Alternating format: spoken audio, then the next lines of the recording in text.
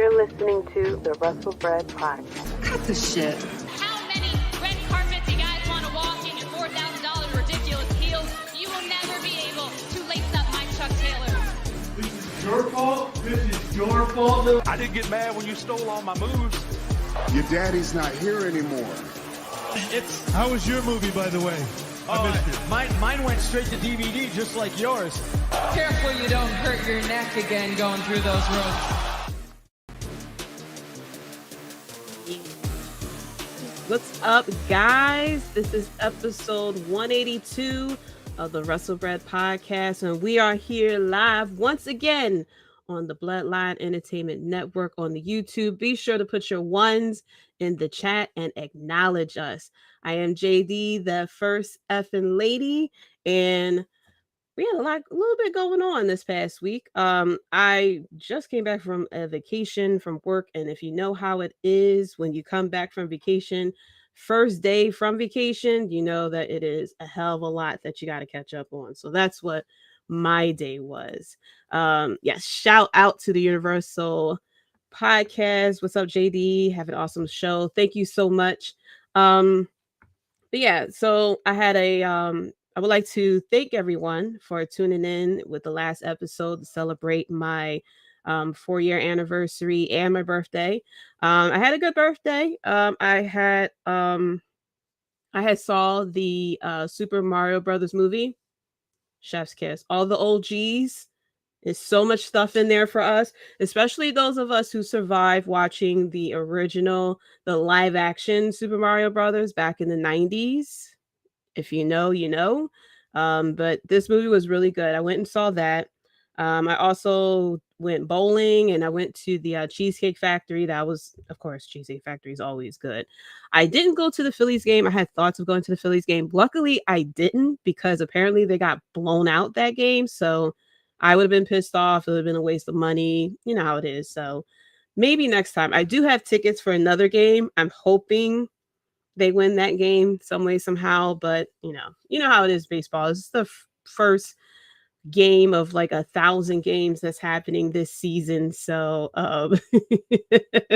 yes, peaches. Oh, I couldn't believe how much I really love that movie. Like, I really expect that song, first of all. Like, I love Jack Black. Oh my goodness.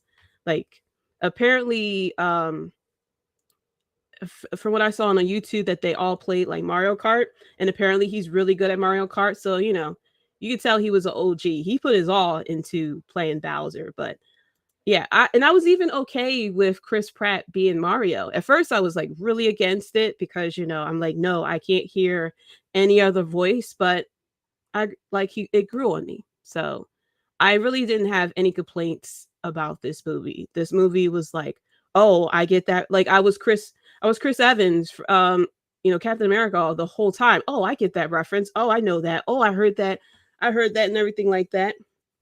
I was driving my son crazy because I was like, if this person's in this, if they play this song, if they do this, if they do that. So yeah. But now my son, he played Mario and everything like that. He had a Nintendo DS and everything. But after we saw that movie, he just needed something Mario-wise. He wanted to get the Mario hat, but we couldn't find it. So he wants me to get it off of Amazon. Maybe I'll get it from him, but he doesn't know that. So, but yeah, he wanted something Mario-wise. So, there's that. But the birthday was good. I do my annual tradition of eating at Chicky and Pete's. If you don't know about Chicky and Pete's, you'll find out, especially if you come to Philly for Mania. It's pretty much the place to go for the crab fries, the crab cakes and stuff like that. It's a seafood place, bar and everything. So I ate the crab cakes. I had the crab fries, and I had a lobster cheesesteak, which I knew it was a thing, but I never tried one. It was very interesting. And so it's the cheesesteak and the lobster. But the thing is, they like slathered a bunch of cheese on it. And I like my cheese, but that was a lot of cheese. And it was just a very interesting taste to it. So yeah, pigged out with that and everything like that. But yeah, I had a good birthday. And now we come back to wrestling. So first off, let's get into Mr. Vince McMahon. I mean, that's the thing that everybody loves to talk about. I mean, look at that mustache. Look at that lovely mustache as I try to point at him. Look at that lovely mustache right there. The John Clark 2008s that he got going on there. First of all, I couldn't believe that he decided to grow that out. You would think the massive cojones that Vince McMahon always talks about, that he would grow like a full like mountain beard or mountain mustache or something like that. But he comes in with the Just for Men Club thing. You know, he got his hair dyed and everything, just truly looking like he's going through a midlife crisis. Because I watched the interview that he did. I forgot where it was, but it's the interview that picture clearly comes from. And I was looking like he looks so weird. You could tell he got work done, but I was looking at his ears. I don't know why, but I was like, his ears look really big for his head, like massive ears. So I don't know. That's how I was looking at him. But everybody keeps talking about Vince McMahon, and especially last week, they wanted to have the crowd who went to SmackDown to chant "Fire Vince." Fire Vince was trying to trend on Twitter and everything like that. And I get it. Now we finally have someone who's technically over Vince McMahon, even though we did have the shareholders that was over Vince McMahon. I mean, they're the ones who really got the train rolling as far as getting his retirement last year. But my thing is, I highly doubt they're going to let him go.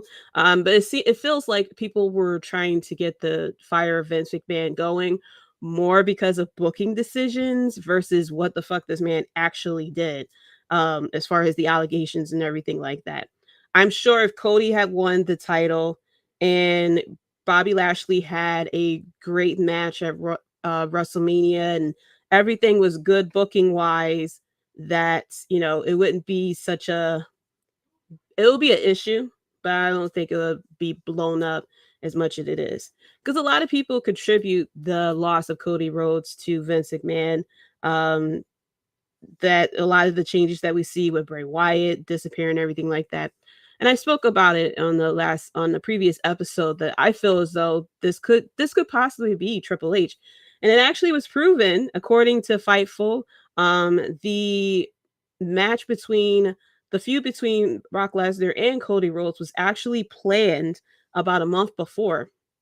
And this is before Vince came back and everything like that, which means, yeah, Mr. Petty Triple H was like, yeah, I'll book you and everything like that. Yeah, sure. Okay, I'm gonna have you lose not only at WrestleMania, but I'm going to pull a John Cena 2012 on you and have Brock Lesnar show up and pretty much play you as well.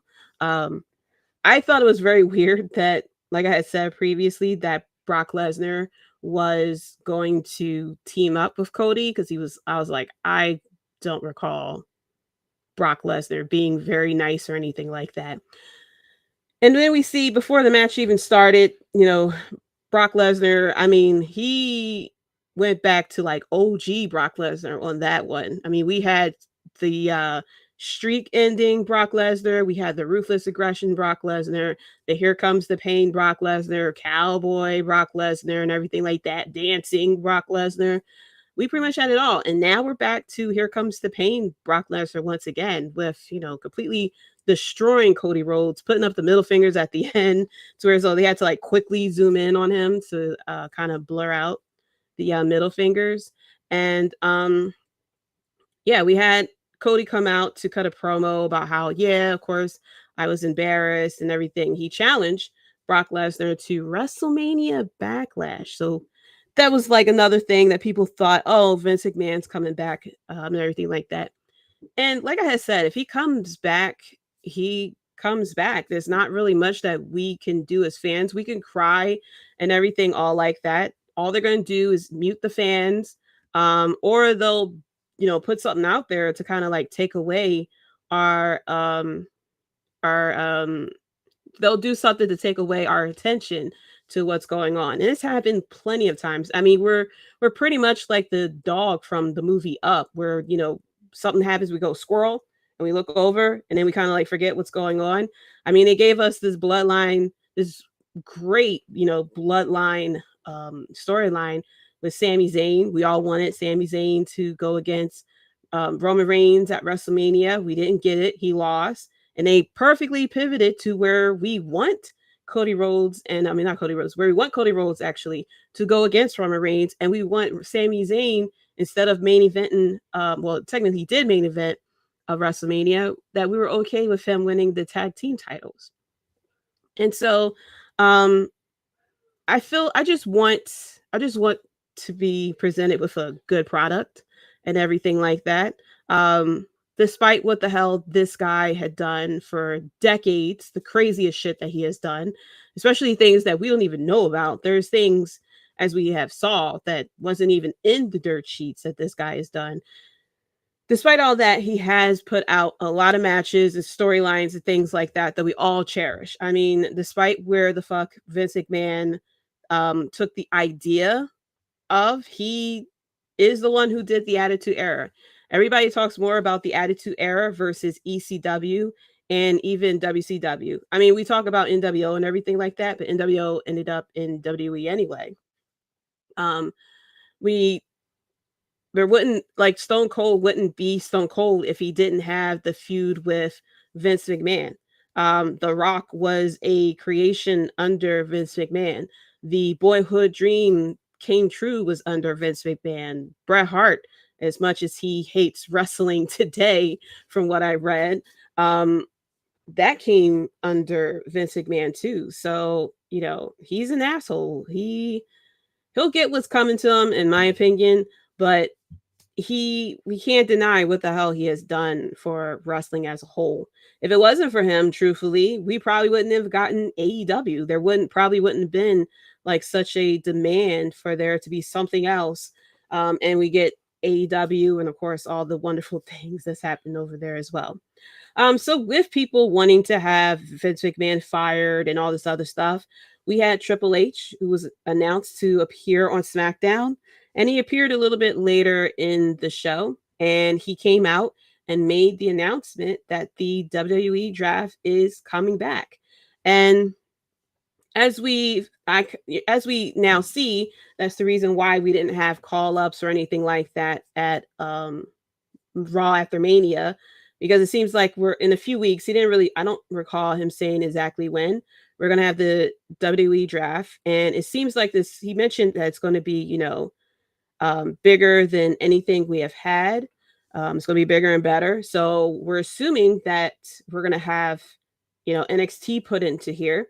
But an interesting thing that I think may happen, we could probably get not only Raw and SmackDown drafting, but possibly even NXT drafting as well. That we could see people, get drafted, go from the main roster to NXT.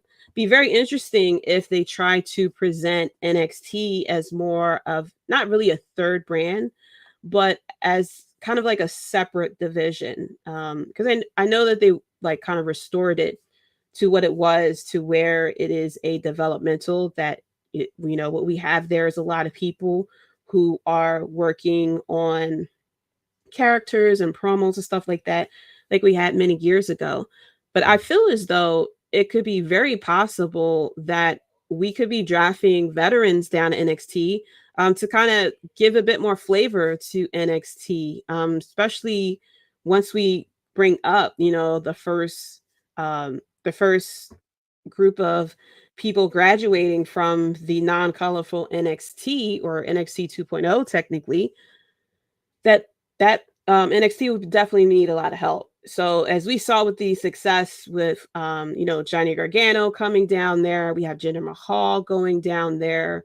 Who else we had? We had a couple of other people go down to the NXT as well to do feuds. We had AJ Styles at one point go to NXT. That it could be that there would be some wrestlers who would get drafted to, as of right now, permanently stay in NXT. It is very interesting, though, with them doing this WWE draft. The fact that we have the titles unified with the tag team titles and with the Universal and WWE title. Why are we doing a draft? Why is there seemingly a brand split if we're not separating the titles? So I'm very interested to see how that plays out. If they do keep the titles unified, um, you know, will then the champion bounce from Raw to SmackDown? I like the way that they had Roman Reigns kind of booked. Even though like when once the Bloodline storyline got really more and more popular, that we saw him a little bit more each week. But I don't mind the champion not showing up for every single pay-per-view. The I forgot what pay-per-view it was. The one pay-per-view where Roman Reigns wasn't booked, they made the US title and the IC title like the highlight of it all. And it kind of gave more attention to more people as well. Um, I was a proponent for splitting the title, not necessarily um as a brand split, but the fact that like we had Roman Reigns hold the title for 2 years. And in that amount of time, we could have had other champions as well. I mean, he didn't hold both titles for the whole 2 years. But when he defeated Brock Lesnar, that's when he got both titles. But during that time, when he had the title, we saw a lot of other people kind of get opportunities.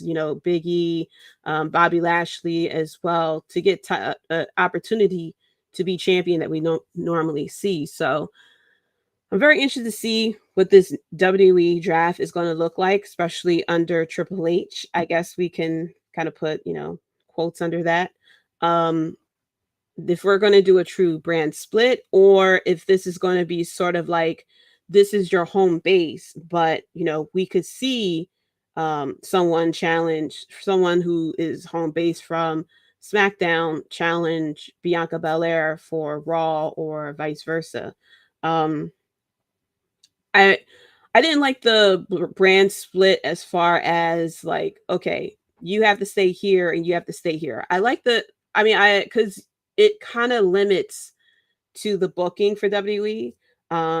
As we see with SmackDown, because a lot of the more popular women on Raw. I mean, we have Rhea Ripley in the Judgment Day, Bianca Belair, we had Asuka, Becky's over there. Now with SmackDown, I mean, they're doing nothing but playing, spin the wheel as far as the tag team division as well. We had Madison say, I thought they were going to split it at WrestleMania because WWE draft was coming up and then Raw is getting boring.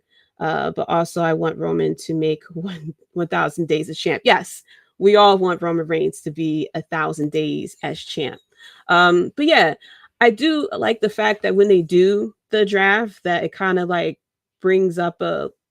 spice things up, especially I forgot what year it was, but it was when we had the 4 horsewomen and they kind of did it. They did the draft and we saw, I believe it was, I think it was Becky and Sasha ended up on the same brand or something like that. It was something along those lines that someone ended up on the same brand together and we like couldn't wait for that feud to happen. I thought they would probably split it. I didn't think they would split the belts after WrestleMania. Of course, everyone figured that if Cody was to win the title, that he would be the one to split it because it was always the rumor of the Winged Eagle Championship coming back and everything like that. Yes, Team 1K in the building. He's going to do it. He's going to do it. What's up, Streets? Shout out to Streets Athon and everything. But yeah, with the draft, I'm very interested to see how this plays out this year. I mean, the last time we haven't had the draft for a little bit, What's your favorite women's wrestler? First of all, I like Bianca Belair. If we're talking like overall right now, my favorite is Bianca Belair. Nothing compares to what she has done, especially the fact that she didn't come from the indies, that she was like homegrown from WWE and that she's able to do such amazing stuff. She's really the face of what WWE can do for people, for the next in line or people who never like grew up watching WWE or wrestling, or didn't have a desire to be a WWE wrestler, that you can do amazing things and everything like that. But overall, I love Jade Cargill, Rhea Ripley, Asuka. I like Sasha Banks as well. Um, I'm just overall, I appreciate women's wrestling as between WWE and AEW overall. I like Willow Nightingale as well too. What's up, Circle of the Bait? What's going on? One's in the chat for the Bloodline Entertainment Network as well. Shout out to Faction Cast. What's going on as well? Yeah. I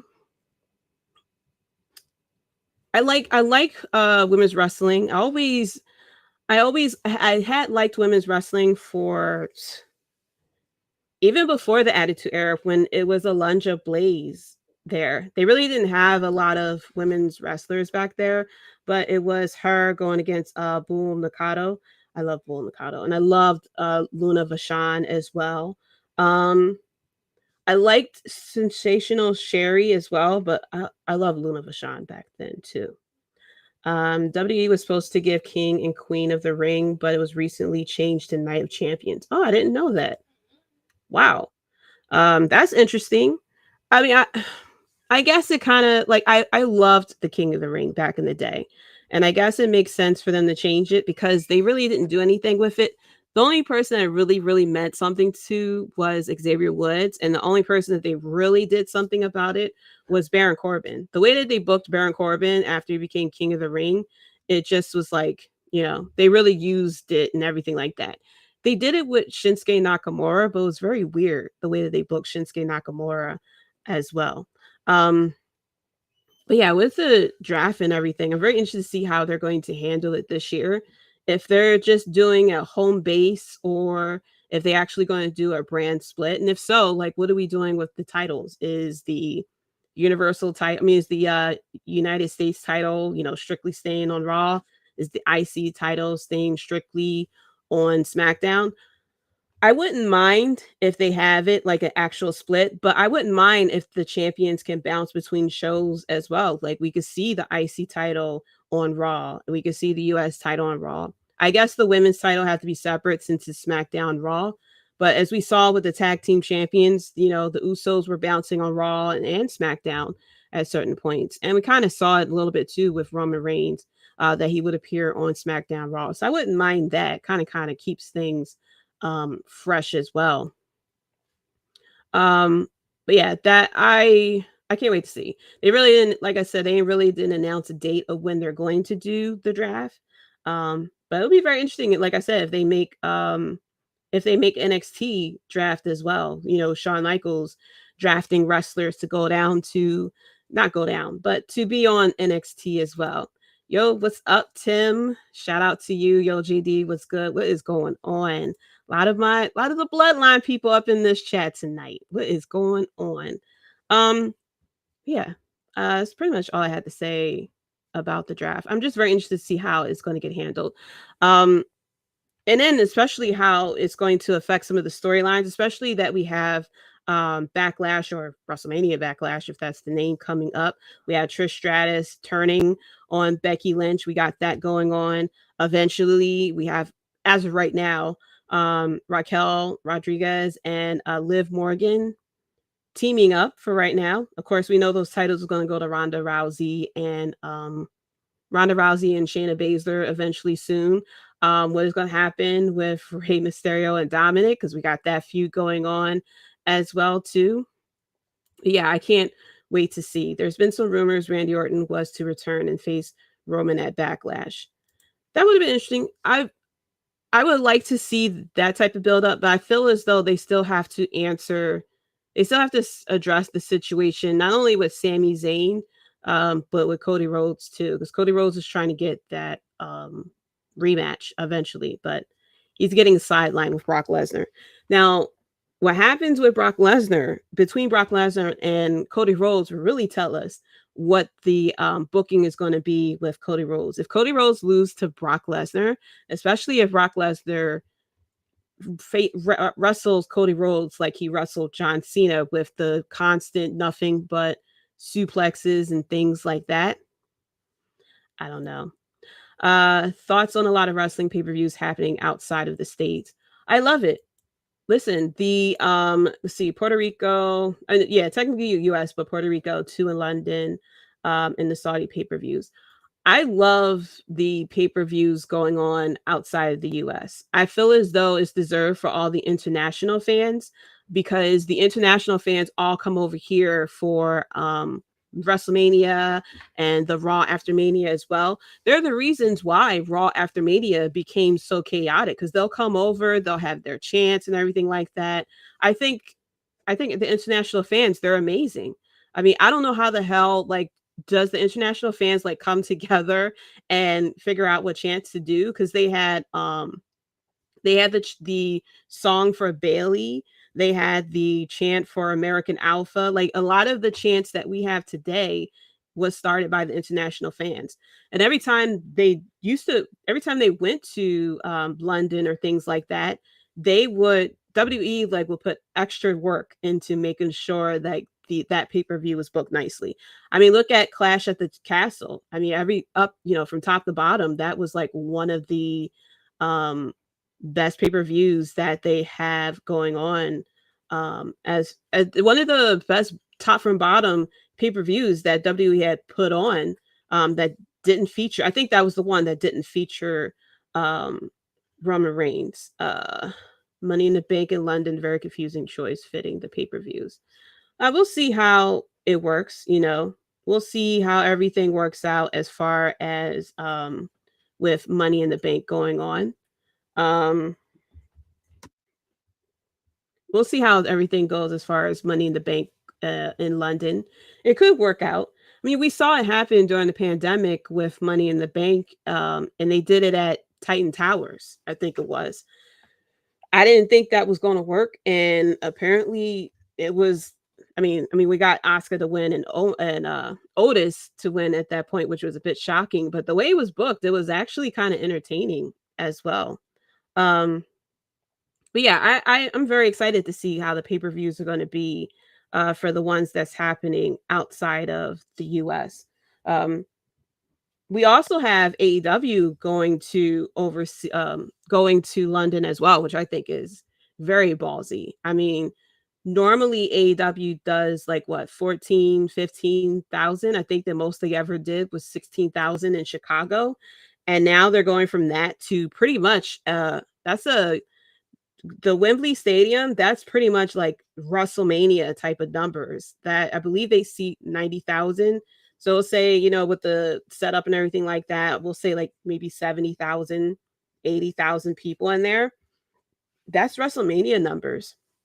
And if they're able to pull that off, props to AEW. I mean, I feel like the only way that they'll be able to sell that out, or even if they do like 60% of it, I think that'll be very good for them.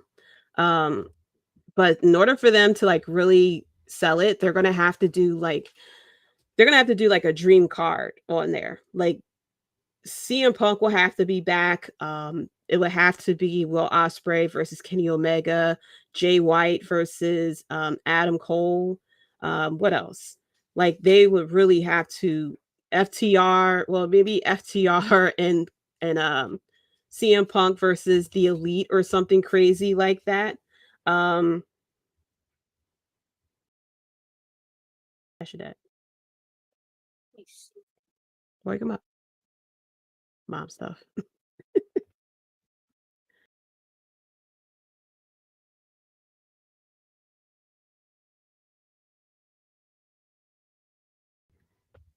Okay. Um, I believe they did 20K in Arthur Ashe. Yeah, I figured that they did a lot. They did a lot for one of the shows. So it's possible if they have like I feel as though that they'll be able to do it as well. I mean, who knows if Jamie Hayter is still champion at that point? And then it's their first show overseas, so they could bring in a lot of people come in from London. It'll probably be people that'll travel over to London as well. So it's very possible that they can do it. Gotta have a lot of hometown people there, like Will Ospreay, Pac, Saraya, Jamie. Yeah, I mean, AEW can book like, they have done pay-per-views where it's like 10 matches and stuff like that. And so yeah, it can definitely be done as well. Yes, WrestleMania is coming to Philly. Can't wait for that to happen. It's supposed to be it's supposed to be like 2 days before my 40th birthday, so there's going to be a whole celebration as well too. They're bringing a bell gimmick. Yeah, I can't wait. The statue gimmick. I can't wait to see what the stage is going to look like for WrestleMania and who they're going to have host that WrestleMania too. Because they showed Kevin Hart for this WrestleMania, because I was like, y'all could have saved him for Philly Mania as well. Then they're doing back-to-back pay-per-views and overseas. Oh yeah, that's right. Because I don't know if they're doing All Out that next week, because they're supposed to be doing All Out allegedly the next week in Chicago, which I think is going to be very weird to do, because you're overseas in London and then you have to turn around, do Dynamite either there or in the States, and then have All Out as well. I don't know what they're going to do as far as with that week. I'm hoping that they'll give us more details. If All In will then replace All Out, which I doubt they would do. But yeah, I'm very excited. So speaking of AEW, let's get into the recap of AEW as well. First of all, I appreciate the fact that AEW is kind of concentrating more on their originals. We have many complaints of how, they concentrate on the WWE guys and stuff like that. And at one point, all their titles was on, AEW originals. Now, granted, FTR does have the tag team titles, but the Gun Club had it. I still love the fact their entrance from last week. But we started off with Darby Allin going against Swerve Strickland. And we haven't seen Swerve Strickland on Dynamite in a little bit as well. That brought out MJF, who cut a promo against Darby Allin. I wonder how people overall feel about that. We're now focusing on the 4 pillars, which I think we should have done.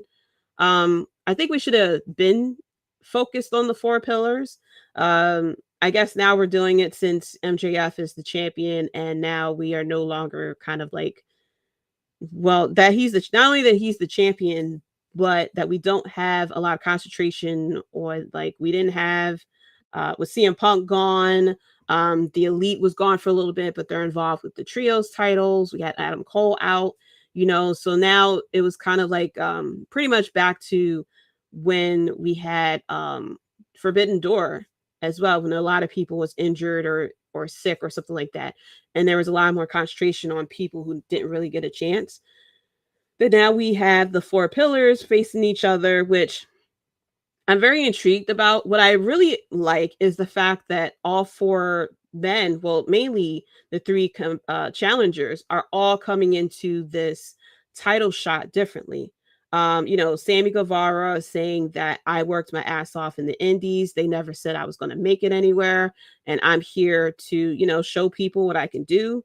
We have Jungle Boy, who pretty much said, like, I had your number. I can beat you.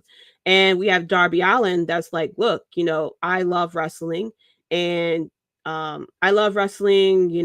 I wanted to be a wrestler, things like that. And, of course, he does all the crazy shit and stuff like that. So I like the fact that we have 3 different competitors, but it's all like 3 different reasons as to why they want to be champion and their path towards being champion as well.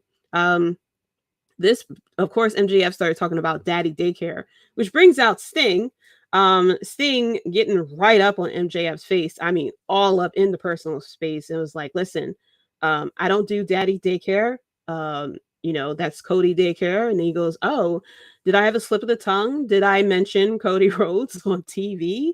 And then he started talking about how, he's nothing. He's pretty much a cheerleader. He is a mentor to Darby Allin, just like how, Ric Flair was a mentor towards him, which I thought was pretty cool to kind of give people a bit of a history lesson, because everyone all knows nothing but Sting. But to kind of give a background, like, hey, he gave major props to Ric Flair, which, shout out to that. But he said that he's nothing but a cheerleader, and he pulled out a pom-pom, which was like so weird.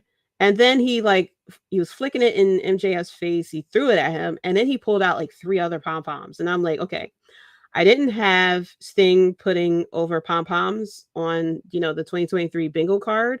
I don't know if this is a start of craziness for wrestling this year. I mean, we had a craziest year of wrestling last year.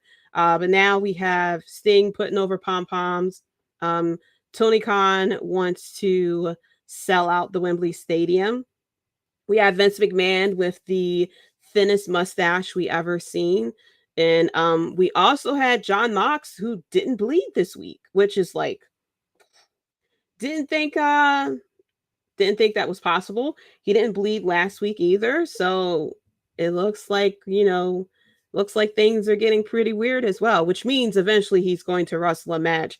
He's going to trip over something during the entrance and start bleeding at that point as well. I am interested to see how they're going to do this. I don't know if are setting up for Double or Nothing in May, or if this is I doubt this is going to go on to All In. I feel like, I don't know if this is going to be a fatal 4-way, or if this is going to be a triple threat to figure out which one of them will go on to face MJF. But I hope it's a fatal 4-way, really. I doubt they're going to have MJF lose the title. I think if they kind of want to protect him from losing the title, you could easily do a fatal 4-way. He can, sneak off and do whatever, and then end up winning on his own accord. Kind of like something that we normally see happen in ladder matches and stuff like that. So I'm very interested to see how this plays out. But I feel like MJF is going to retain. I will be surprised if they switch the title. I don't know who they would switch the title to. I'm going to guess it would be between Sammy Guevara and Darby Allin. But then it'll be, what they're going to do come All In, because they truly have to go all in for that pay-per-view. They really have to book. That has to be booking perfection to bring in 90,000 people. We also had Powerhouse Hobbs. I'm very happy that Powerhouse Hobbs has the title. It's just the whole QT TV thing that I'm not 100% sure of.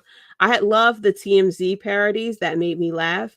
But I wish that we had I wish Powerhouse Hobbs was booked similar to Samoa Joe, especially when Samoa Joe was Ring of Honor champion. When he was champ, I love the way he was booked. And I wish we had that too with Powerhouse Hobbs.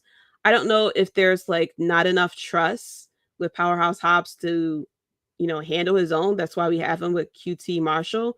I understood that that QT Marshall kind of helped out Powerhouse Hobbs because of something that happened in a previous feud, that Powerhouse Hobbs, I believe, helped QT Marshall with Wardlow or something like that. And QT Marshall said, I'll pay you back. And that's what we had here. But I wish that we had, Powerhouse Hobbs was booked more powerful. So, but he came in a nice car, and then we had Wardlow, who appeared, and he pretty much stone cold the car.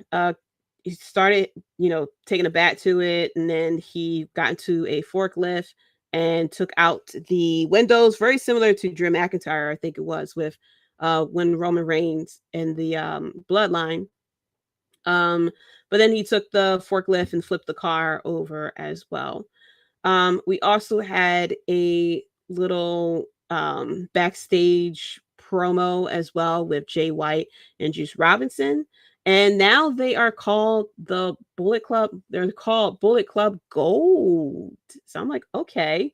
I don't know if we're doing this feels like a bit more casino stuff, and we're going to get platinum, Bullet Club Platinum or something like that afterwards. But I'm interested to see where this goes. Because we have a slight Bullet Club in Impact.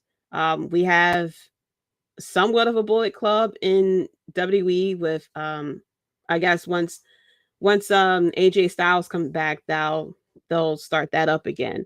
And then of course the one that's in New Japan. So very interested to see how this plays out. And then it looks like they're starting Jay White to go against Ricky Starks, which I'm not mad about at all. I can't wait to see how that feud plays out. I'm not expecting for Jay White to immediately go after the title. Let the pillars, work that out and get their time to shine as well. And, put Jay White with people who, can really hang with him. So I can't wait to see him versus Ricky Starks. We have Adam Cole, seemingly feuding with Chris Jericho as well. Who I guess it was Tony Khan who decided to put Brandon Cutler and Michael Nakazawa against the Blackpool Combat Club, who of course they got their asses whooped because why not? But then we had a bit of a vignette too of Kenny Omega, who mentioned they weren't there. But after this match, we had the Blackpool Combat Club who were beating up Brandon Cutler and Michael Nakazawa, and then they showed up. So I'm like, why didn't y'all guys help them out, from the get-go? Why y'all threw them out there as bait? Like, geez. Brandon all Brandon Cutler is trying to do is, play his games and film, Being the Elite episodes. What's up to the broadcast podcast as well? Thank you for tuning in. But yeah, the Elite was back. Jon Moxley was not bleeding at all, which is very surprising.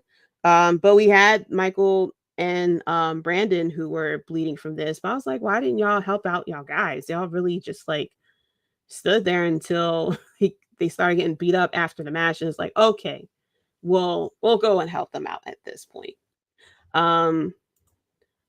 Shout out to Juggernaut. What's up? What's going on? Thank you for tuning in as well. Then we come to the main event, which was Chris Jericho versus Keith Lee. I don't know if we should be, happy that Keith Lee did main event a Dynamite. He is involved in something, but we all know that this was pretty much a match to continue the setup for Chris Jericho versus Adam Cole. We kind of figured that Chris Jericho was going to win here.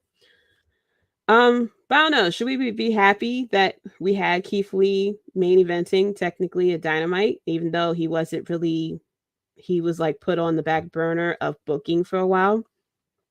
It seems like we're continuing this feud between him and Swerve Strickland. Swerve as well. Because he came in and interfered in the match. I don't know, like, it's the booking with them is very similar to some of the women in WWE's women's tag team division, where it's like, because we had the match, first of all, we had the match between Io Sky, Piper Niven, and Mia Yim, which on paper we should be hype about, but because they haven't been booked that strongly, I mean, Io has been losing like hell. Mia Yim has kind of like been there, and Piper has kind of like been there as well, that they're not even booked that strong for us to really like care about it that much. And I feel like the same way with Keith Lee and with Swerve. I mean, when they were a tag team, they were on fire. And then even with them kind of like turning on each other, that was cool as well. But once we stepped away from that, especially Swerve got this like mogul team or whatever, I was like, it like lost me. Wait, Swerve Keith Lee still beefing? Yeah. I mean, Keith Lee was gone for a while, and then he came back, and Swerve interfered in the match last night. So yeah, they're still beefing for whatever reason. I don't know. It just feels like Tony Khan was like, Keith Lee's back. I don't know what to do. Just have him and Swerve still beefing. Someone please tell Keith Lee to get rid of the robe, looking like a wizard, or not Keith Wizard Lee, just be Bearcat Lee. Oh my gosh. I didn't even see the match where he wore the robe with Dustin Rhodes. I saw a photo of it and I was like, oh my gosh. Like that tweet that he sent out about Gunther did not age well. I mean, a lot of people referenced it when they saw him with the robe. He was pretty much wearing the robe that Pac was wearing when he was Neville, when he was Mighty Mouse. I forgot his full name because they took away the last name. When he was Neville in WWE and he wore the fucking cape, same thing. Like it just felt like I don't know. I don't know whose idea that was for him to wear the cape with the wizard cape. It's like is it your dream in life to be a real life black mage or something like that? Like I don't know what's going on there. It just really feels like they don't know what to do with him. And that's kind of the issue with not only AEW, but with WWE as well, where we have that issue of you have too many people and you need to figure out what you got to do with the booking, the wizard cape. Yeah, it was straight up like Final Fantasy 12 type of cape. Final Fantasy 11. No, yeah, Final Fantasy 11. That's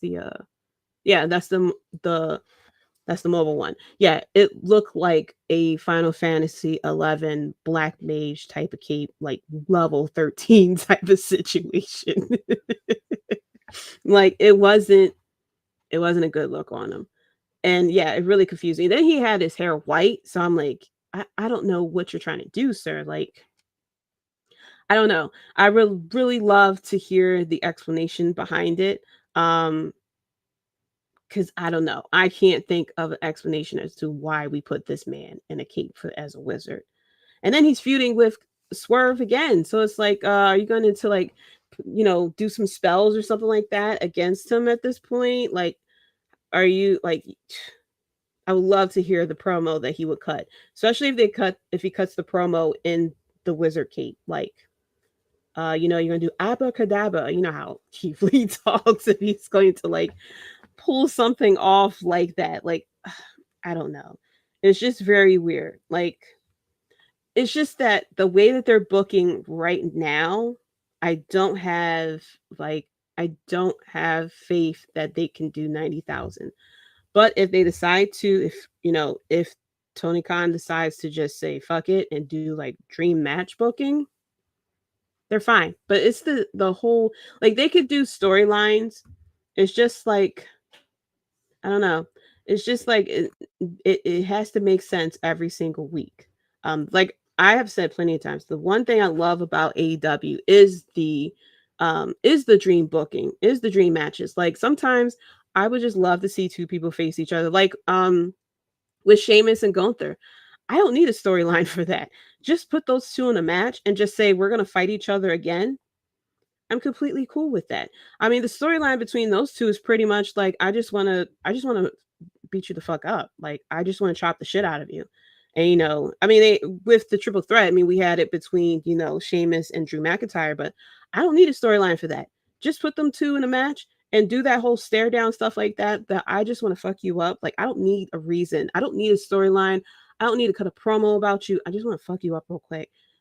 I'm fine with that. I love the dream booking and everything like that. I like storyline sometimes too.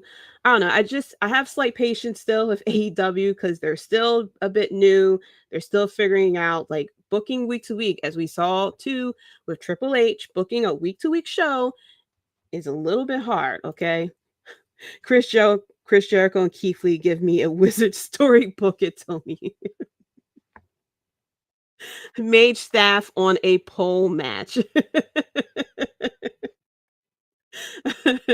The Wizardly book of magic spells in a briefcase, okay? Spells in the briefcase match, okay?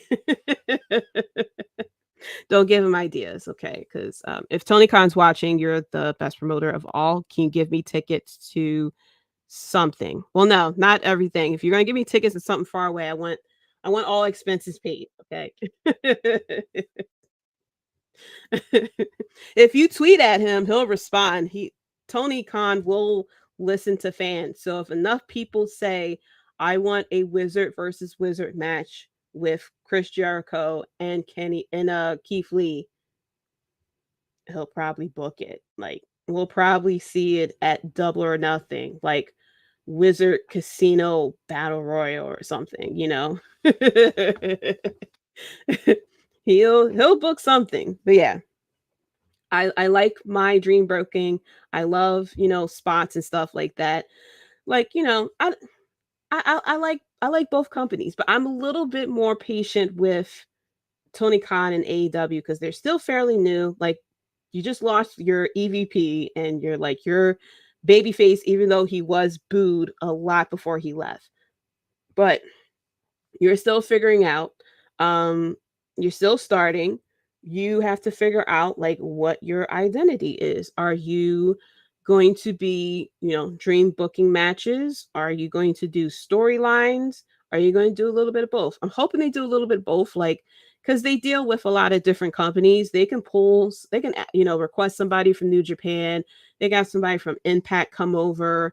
They can have people from all over to pretty much come over and like just do a quick match with them or something like that. So you can do the dream booking match. Like, they don't have it like WWE where everything's in a bubble. Like, no, we only work with our own people. Tony Khan, he'll have people come over. Hey, you know, you come on AEW Dark Elevation or something like that, or you can just come and do a Dynamite or even a Rampage. What we saw with Commander and Vikingo as well too. Especially now they got Ring of Honor going as well. They can do like dream book matches and stuff. It's just the storyline. They could do storylines, but they just really need to they have to be consistent with, you know, having more than one storyline and weave it through. It's very easy to book the elite in the storyline or whatever. It's very easy. I mean, because of course the more successful storylines was with Hangman Page. But yeah, I'm fine with that. First of all, the one thing I truly love right now in AEW is heel Bryan Danielson. Bryan Danielson or Daniel Bryan, he's so good. He is so good. He was so good as a babyface, but he is so wonderful as a heel. And I said this last week, he made us boo him for trying to save the planet. Do you know how good you have to be as a heel to have people boo you because you want to save the planet? The man is trying to expand the lives of humanity, and we're saying, fuck you, no, boo, boo, boo. But now he gave us the word fickle, and now this time he's giving us the word amateur. I would love for him to come out and had cut another promo about amateurs and how he loves pro wrestling, which was kind of how he was when he first came to AEW. He pretty much was all about pro wrestling and how he's the best pro wrestler and he wants to go against the best pro wrestler.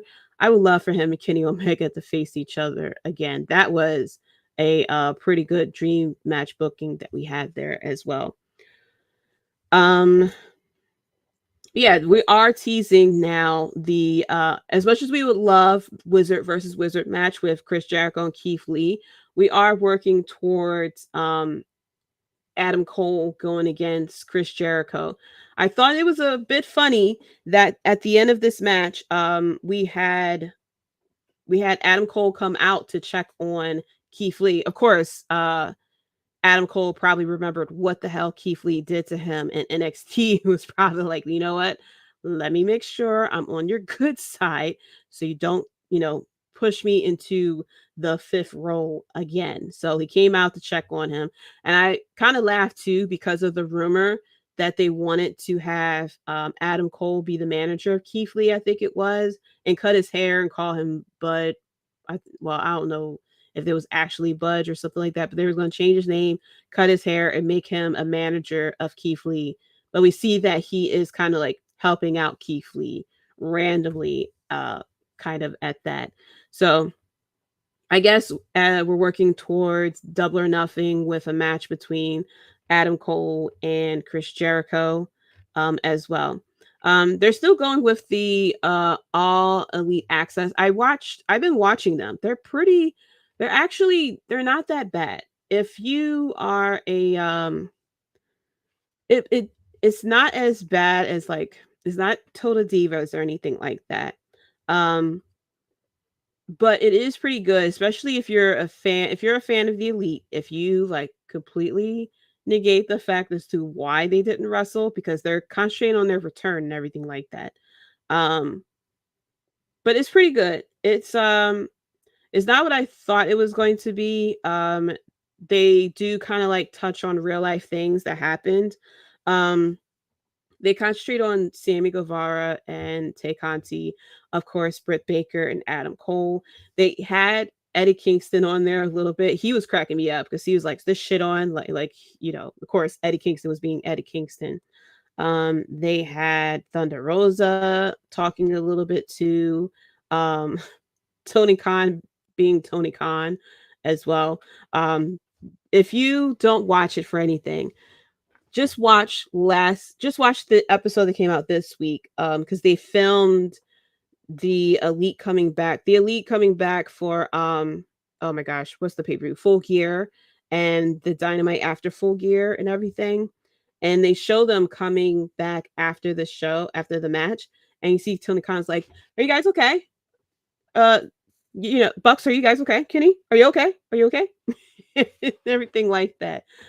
Just pretty much just like being a big nerd. Like, and I said it plenty of times, him being like the way he is with AEW completely blows my mind because he works with the NFL, he works with Jacksonville Jaguars, and he also has other businesses on the side. So the way that he acts like he like never been around people, it blows my mind because that's how he comes off. He comes off like very socially awkward. Like he doesn't know how to like be around people. It blows my mind. So if Tony Khan's watching this, let's ignore everything that I had just said. Just skip along anyway. Because I don't know. You could tweet at Tony Khan and probably get some tickets out of that guy. But yeah, the most recent episode of Dynamite wasn't too bad. It wasn't as exciting as the first year of Dynamite was, especially once we had the Kenny Omega and Bryan Danielson, and we had CM Punk, and we also had Adam Cole and the Elite and everything like that. It wasn't as exciting as it was, a couple of years ago. But it's a little bit more consistent. It's good things about Dynamite. It's some things that's just like you don't really have to tune in this week. And I think that's been the issue with AEW and Dynamite. Like some of these weeks, like with Dynamite, you don't really like, if you don't tune in, you won't miss anything. It's kind of like soap operas. Like if you miss a couple of episodes of Dynamite, like you'll be able to tune in and see like, okay, I really didn't miss anything. You may miss like one or two dream matches that was like really good, like them throwing randomly Commander and Vikingo on there. But other than that, like you could pretty much catch the highlights on YouTube and still like not feel like you miss anything. Whereas though, especially when we have the Bloodline storyline, like you, oh my gosh, I have to tune in to SmackDown. I got to tune in to Raw type of situation. Hopefully they'll get it together. It's just very weird too that we had the storyline with Hangman Page and the Elite when they came to save him when he was fighting the Blackpool Combat Club, and then they didn't show up at all to help out Hangman Page, nor did they really continue anything with them as well. Like we didn't get no backstage promo of how they feel about each other or anything. Because the last time that we saw them it was when Hangman Page was going against Kenny Omega, if I remember correctly, and the Young Bucks was okay with Hangman Page winning the title at that point. So I don't know. Yeah, we're not. That's pretty much it as far as with AEW. I haven't been tuning in to NXT. I know that there's some things going on with them. I watched a little bit of Stand and Deliver. first of all, I'm very happy for Indy Hartwell that she won the title as well. They can call themselves All Elite Wizards. I know, right? Especially if Chris Jericho gets back into a title picture or something like that. All Elite Wizards. Oh my gosh, I can only imagine how many more people could rock a wizard gimmick, because we have Chris Jericho the Wizard, we have Keith Lee dressing up as a wizard. We need somebody who talks like a wizard too. That would make everything complete. Because we have someone who calls themselves a wizard, someone who dresses like a wizard. We need someone who talks like a wizard, someone who talks in like spells and riddles and stuff like that. Maybe someone who looks like a wizard too, not really dressed like one, but really look like a wizard. Like somebody needs to grow the long beard. Oh, Danhausen. How could I forget? Yes. Oh my gosh. Put them 3 in a trios. Them versus the House of Black. Book it, Tony. Somebody tweet at Tony to put Danhausen, Keith Lee, and Chris Jericho together in a faction and have them go against the House of Black. You can call it the Dark Magic match.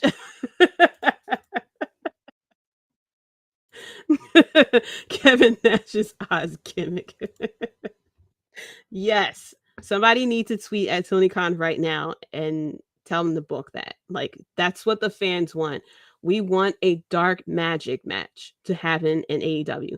Never done before. WWE has not even done it. And we've seen them with wizards and people who dress like wizards as well for control of the dark realm. We're sounding like Impact Wrestling up in here with the dark realm. Oh my gosh, especially if they get they need to get a female on their team too, to kind of be like opposite of Julia Hart. Like gosh, who would they get? Now I'm trying to go through their women's roster.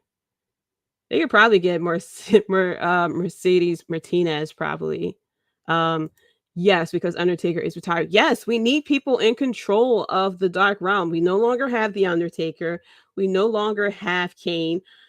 You know, Bray Wyatt is somewhere around. Yeah, we need dark people again. I mean, we have the House of Black and everything like that, but we need somebody opposite of that. Statlander, yes, because she is the alien. She probably actually did technically come from the Dark Realm as well. She could be like a Scarlet Witch type of character or something, like maybe a mix between, you know, Scarlet Witch and Doctor Strange or something. Oh my gosh, Chris Jericho can dress like Doctor Strange. He probably won't like the fact to put the little bit of white in his beard. I mean, technically Keith Lee can just pretty much do that. Yes. Then Buster agrees with that with Statlander. Yes. We can have Statlander, you know, be on the good side of the Wizards, because we have House of Black, you know, the Dark Realm and stuff like that. We can have the Light Mages to go against as well. Like, boom. That's a storyline right there. Book that for Wembley. I can only imagine what the chance is going to be from there.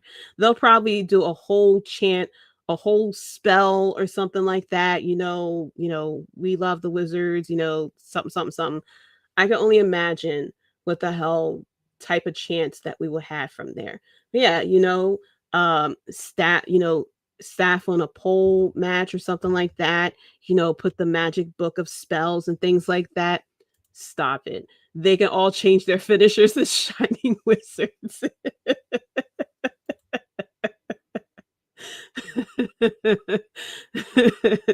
Someone can call their finisher the final spell or something like that too. Like, we are out. Tony Khan needs to listen to this podcast, because we're out here booking Dynamite for him. Like, we can probably sit here and book All In and sell out that stadium. But come on. Wizards versus Wizard match. And Chris Jericho could sit here and say, welcome to All Elite Wizards. Just like I used to say, Raw is Jericho. Welcome to All Elite Wizards. You know, spell it out, man. You know, something like that. So, listen, Tony Khan needs to book it. I'll probably tweet at him like, Tony, I have an idea. you know, that's a 6-month build too. Long-term booking, not too much long-term booking where it's 2 years or something like that, but short-term, booking, start the recruiting and things like that.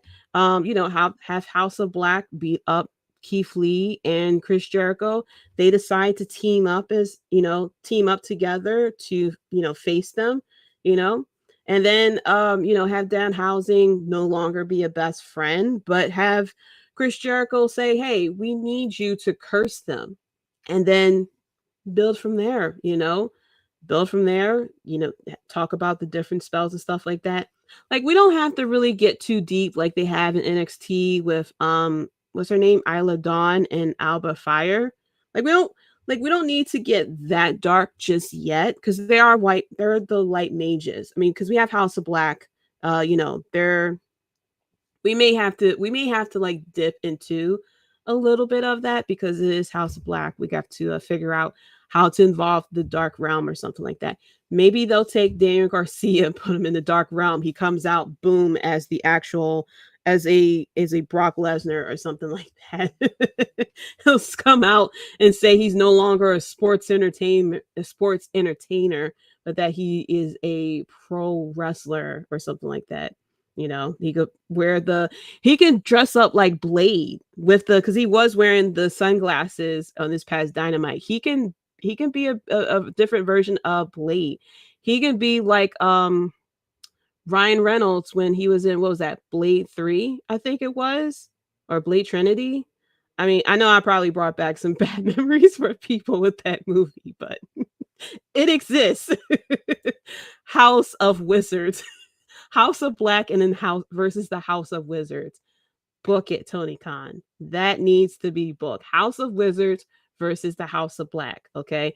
Winner gets control of the Dark Realm. They can call it the you have to put the word house in it. I mean, they could put like house magic type of match. Yes. HOW versus HOB. House of Wizards versus the House of Black. Come on. And I mean, like it writes itself, and it's not like it won't be a bad match. I mean, it's Chris Jericho. First of all, it's House of Black. House of Black can wrestle anyone, and it'll be a great match.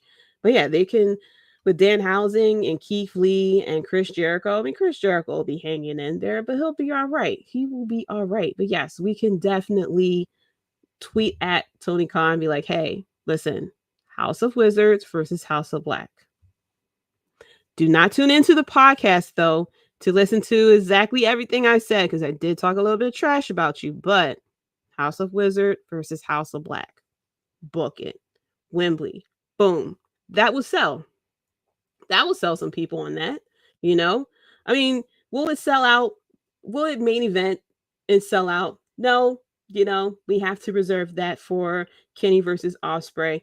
However, middle of the pay-per-view, you have like what Jay White versus Adam Cole. You got to calm down. You need a breather or something like that. You need to sit back and be entertained with some good wrestling and some magical stuff. And what's more magical than a bunch of wizards? There is nothing more magical than that. A bunch of wizards. Okay. NXT will have nothing on that. Okay. WWE will have nothing on that. Okay. Thin mustache Vince McMahon will wish that he thought of that. Cody Rhodes would probably be like, damn it. I could have been back in AEW. Can you imagine Cody Rhodes trying to, come in as the shining beacon as Homelander against all the wizards and stuff like that? He can be the one that will save the world from all these dark mages and wizards and stuff like that. He can be like our knight in shining armor. Literally, he can come out in the white armor and stuff like that. He could throw the American flag on it, because we know he likes the American flag. He could throw some eagles on and stuff like that and just do that. Here we go. House of Black versus House of Wizards. Stadium Stampede in Washington, D.C. at the Wizard Stadium, because we do have to put the Wizards in there somewhere. But yes, it has to be maybe the magical Stampede. We got to throw magic or wizards into that. It could be the magical Stampede in DC at Wizard Stadium. And you have to have Wizards players around the ring not only in their jerseys, but they have to wear a wizard hat too and make it a lumberjack match. Maybe a lumbered wizard or something like that type of match. Look at this. Look at this. We booked this in under 20 minutes. If we could book this magic, thank you, pun intended. If we could book this magic in under 20 minutes, Tony Khan, what are you doing? What are you doing? We are sitting here booking like, wow, literal magic here. Okay, we just booked a full-on feud, 6-month build, or at the Magic Kingdom. Yes, but see though, yeah, wait, can that work though with Disney? I'm trying to make connections here. Because Disney pretty much owns anything. I don't know if they own Fox or if they're affiliated with Fox or USA or something like that. We got to make sure the path for them to do this at Magic Kingdom could work. But they can do it at Magic Kingdom. Be very magical. I mean, we don't really need now this one. Move aside princesses. We could bring out all the villains. Okay, Maleficent. We can maybe bring out Mickey Mouse and at Fantasia. If we had Cody Rhodes, Mickey Mouse with the wizard hat can introduce Cody Rhodes because we have to have that happen. That was funny as hell. Listen, we're out here making magic. Okay, this is why sometimes we feel as though, you know what, booking wrestling really isn't that hard. Come on, like. This would go over. If this was an NXT, come on. We would have been popping like crazy. Like, oh my gosh. Magic Kingdom is Disney and the wizard hat is in the Sorcerer's Apprentice ride. Yeah. I'm trying to figure out though, does Disney own Fox or USA? Like, is Disney affiliated at all with WWE?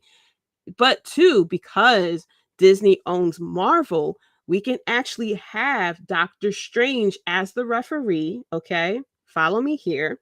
We can have Scarlet Witch as the announcer as well. Maybe flipped. Maybe Scarlet Witch as the referee and Doctor Strange as the announcer, because he can like really break down to us like what to look for in this match. And we're going to see some wizard powers. Danhausen using Star Wars powers, invisible powers, the Force powers, chokeslam and Brody King. Listen, if we can get Disney involved in this, because it's Warner Brothers stuff like that. Like we don't need Batman and stuff like that. I feel as though with Warner Brothers, if they go deep enough with this, we might see Batman in AEW. We may see Batman in AEW. Batman can go against Vikingo, or something like that. I don't know who the Joker would go against, but anyway, that's a whole other fantasy booking that we can go there. But yes, if we can get the mouse involved with AEW, what?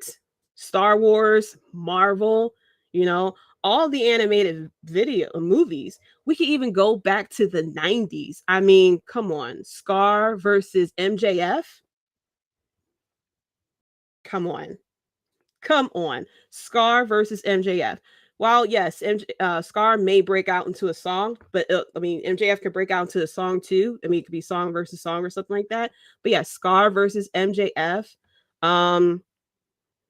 What else? Like, we're at the tip of the iceberg. You see how this all happened? Why can't we get this from Tony Khan? Okay, we just spent the past 20-30 minutes just kind of like we went from House of Wizards versus House of Black. Now we're involving Star Wars. We're involving, we got Scar versus MJF and things like that. Joker had magical powers at one point in the comics. The Joker can't really have the Joker as referee because he'll definitely he'll actually blow up the ring. I mean, he'll do a better job at the ending of a match versus the, the death match. Match that we had where Eddie Kingston trying to save Jon Moxley's life. Looking up Emperor Joker. Look up Emperor Joker storyline. I will do that. What's up, World Elite Podcast? What's up, JD? Listen, you came in here probably at a weird time. We did a recap of AEW, and now we didn't fall into a hole. We fell into a booking hole we're talking about House of Black versus what's called the House of Wizards with Danhausen, Keith Lee because he dressed up as a wizard, and Chris Jericho because he calls himself a wizard. And we done involved Magic Kingdom. We're now going into DC because of Warner Brothers and stuff like that. Listen, Tony Khan, I know he has some type of negotiation skills. He can have, first of all, we need to fill up Wembley Stadium with 90,000 people. We already have House of Black versus the House of Wizards. If he can do the booking with WB like WWE does, like matches can be brought to you by Batman. You know, it could be brought to you by the Penguin. We don't need the Sin emoji or anything like that. We can have Shazam versus Black Adam versus Dr. Fate. Everybody will be rooting for Shazam. I don't know how people feel about Black Adam as of right now, but can we technically have Black Adam though? We do know that Dwayne Johnson tends to watch AEW, but can we technically have Black Adam? I mean, because we may have Black, you know, we may have Black Steve or something like that, you know. Probably, we may get Eve. She'll come in like, I am the wife of Black Adam or something like that. I don't know if we can get Black Adam up in there. I mean, he'll probably come to us via satellite or tweeting or something like that. But yeah, I mean, look at us. We done booked a full-on 6-month build of House of Black versus House of Wizards. I feel like this needs to be created in WWE 2K23. I don't have WWE 2K23, but I feel like this needs to exist somewhere in the universe somewhere. Maybe we could wait until, you know, whenever they decide to release Fight Forever, whenever they can get around to it. But until then, I mean, Tony Khan just really needs to lean in. I mean, you have Warner Brothers. You can open it up from there as much, especially now that Warner Brothers is trying to pull a Marvel. And it's very exciting too, because with The Flash, I mean, they could bring in Michael Keaton. That would get people going with that too. You bring in Michael Keaton and he could sit there and say, yeah, I'm Batman. And then have the best friends come in and hug him because Batman has been by himself all this whole time. I mean, Michael Keaton didn't really team up with anybody like that. I mean, the Catwoman, yeah, for the one movie, but you know, he really didn't have anybody to really team up with him like that. He didn't really get that chance. I mean, so he can be with the best friends. The best friends could come in with the hug and show him some love. I mean, can you imagine Batman versus 89 Batman with Orange Cassidy? I mean, he won't be able to disappear because Orange Cassidy will still be walking away or something like that. Magic Dwayne comes into AEW, wins the title in Battle Roman Reigns. For the head, not only that, this won't be only for head of the table, but it would be for head of wrestling. If we have the AEW title versus the Universal WWE Championship, unifies the titles to protect us from the Dark Realm. Exactly. Like, listen, see how this is all interesting. Like, we need this to happen. Okay. We need someone to protect us from the Dark Realm. Okay. CM Punk won't do it. MJF won't do it. MJF don't care about us with the Dark Realm. He'll be like, you know, as long as they don't come to Long Island, I'm good. Okay. The CM Punk won't help us with that. Kenny and the Young Bucks won't help us with that. I mean, Cody is going to want to help us with that because Cody wants to be able to say that he saved everybody.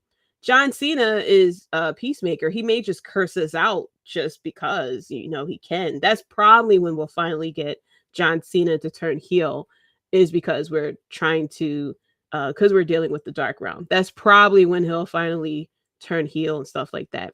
Vince will probably put a title on the Dark Realm or something like that. But with the tribal chief godlike powers, he would defeat Magic Dwayne. There it is. There is Devin out there to defend his tribal chief. We need that protection. Have you seen Unit's real face? Listen, okay. All we need to do is just slide into Tony Khan's DMs and like, look, okay, you can just book the Dark Realm is trying to attack us. Like we don't. It's like, come on, it's all written right there. Okay, you can have Darby Allen, as like a spy or something. We think that he may be trying to join the House of Black, but he's actually on. Then again, he probably might join House of Black side because he likes the dark stuff. Like he just want to say, listen, how high is the drop to the Dark Realm, and can I do a coffin drop to it? He'll probably do that. He will not help us out. Oh, Evil Uno. Have you seen Evil Uno's real face? I think I did. Because I thought that he was the guy when they first did the Dark Orders things, and they had the guy who was talking. Was that him or not? Like I think I saw his actual face, or at least I can guess what his face looked like as well. But yeah, we do need to protect. And then what do we do with Dark Order? That's probably when Dark Order would actually be popular. Dark Order would probably be maybe stuck in the middle, giving us the comedy stuff, meeting up with Chris Jericho and Keith Lee and Dan Housing to kind of give them tips about the Dark Realm because they are the Dark Order. Come on, it writes itself. And then we got to and then come to find out Bray Wyatt is the evil overlord of the Dark Realm. Him with Uncle Howdy and Cousin Larry or something like that. That's probably why we haven't seen Bray Wyatt, because he's stuck in the Dark Realm. Vince McMahon's probably like, fuck him, he can stay in the Dark Realm. I fired his ass anyway, he needs to stay there. And we need Chris Jericho and the squad to rescue. That could be it right there. Boom. Come on, as popular as Bray Wyatt was with the return, we can have this lead to the return of Bray Wyatt at Wembley Stadium, because Chris Jericho and squad is trying to save him, is trying to defeat him as the evil overlord of the Dark Realm. He could be the one that is behind the House of Black. The Dark Order is the protectors of the Dark Realm. I just love how we just sitting here just booking this whole thing. We just went straight off on a tangent with, this Dark Realm and everything like that. But can you imagine if they book this with the storylines and the weaving and stuff like that, like the Bloodline? Chef's kiss. The Dark Realm is Vince's mustache. Oh my gosh. Vince's mustache will be put over so hard because of that. Dark Realm. It's painted like it's that mustache looked like it came from a Dark Realm. Like straight up, like took a Sharpie and just like put it on there. But the person who tried to put the mustache on his face was just so nervous because it's Vince McMahon that they were shaking, and it made his mustache like super crooked. And he probably fired them on the spot, and that's why it looks so damn incomplete as well.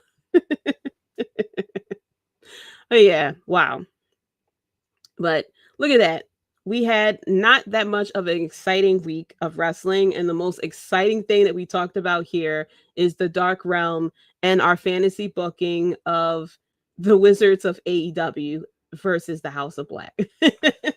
And we done pulled Disney in this. We done pulled Warner Brothers and Joker and Batman and everything like that. I'm gonna look up Empire Joker. Like I do love Batman and Joker, and I haven't I don't really read the comics as much, especially once they've really gotten to like different type of Batmans and the Robins and stuff like that. It was hard for me to keep up, so I kind of stuck to the shows and the movies. But I will look into Empire Joker. That sounds very interesting. The Joker is one of my favorite villains from Batman, and you can see I have like a slight little shrine with Batman over there as well. But yeah, that was an exciting time that we did talking here. And now every time we see Chris Jericho and Keith Lee, we're going to be thinking about the Dark Realm. But yeah, so wow. After that, I don't know, like, where do we go from there? I pretty much recapped the whole week and everything like that. So we're gonna end the episode here. Thank you though so much for listening. This has been a lot of fun, especially talking about the dark realm and things like that. You can catch me on Twitter at JDC137. You can catch the podcast at WrestleBread as well. You can click the links in the bio for the Instagram, the Facebook, the TikTok as well. You can catch the Bloodline Entertainment Network. There is a website, ladies and gentlemen. Go to Bloodline Entertainment Network. There's a website that covers a lot more than wrestling as well. As you see, we talked about, comics and stuff like that. We talk about anime over there. We talk about sports, just baseball, which I was peeking at the scores for the Phillies before we started here. We cover baseball. First of all, we cover baseball, basketball. There is wrestling as well. There's a lot of things, a lot of articles by some wonderful writers over there as well. I believe we just released the article of the top matches of the week. It may have been for last week. Top 25 matches of the week. There's also power rankings and stuff like that. I know AEW used to have power rankings, but they stopped. But if you miss power rankings, go to the Bloodline Entertainment Network as well. Instead of you clicking multiple tabs for different websites, having to go to Sports Center and ESPN to this, that, and the third, it's all on one website, and that is the Bloodline Entertainment as well. Check out the YouTube channel as well. You catch me live here every Thursday at 9 p.m. EST on the Bloodline Entertainment YouTube channel. And check out every single day. Every day we have something going on. We have a wonderful podcast out there as well that covers plenty of topics. You want the indies? We got something for it. You want UFC? We got something for it. You want to cover WWE, AEW? We got it all over at the Bloodline Entertainment Network as well. I am your host of this WrestleBread podcast, JD, the first effing lady. And thank you so much for listening. And until next time, guys, peace. You're listening to the WrestleBread podcast.